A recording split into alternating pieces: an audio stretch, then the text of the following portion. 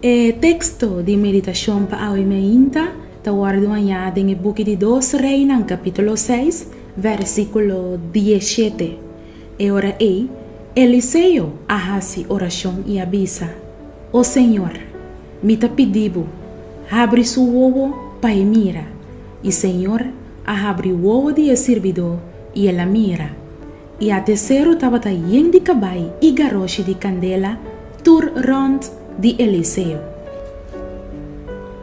O rei de Síria estava em plan para atacar Israel, pero o profeta Eliseu a receber revelação de Deus lo que Cunan estava planeando.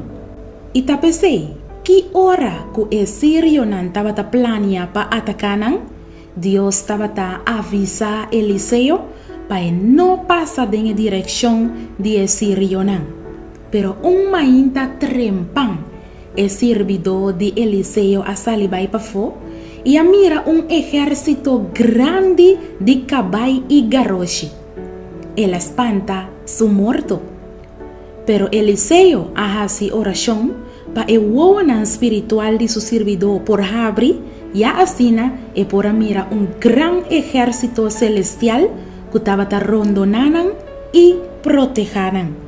Ora que o exército de Síria abaja bem ribanan, Eliseu hace oração para não virar ciego. E a sucede conforme a palavra de Eliseu.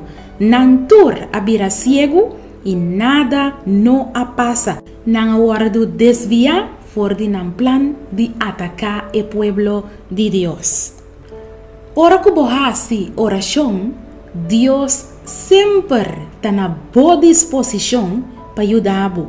Nenhum inimigo lo hace daño.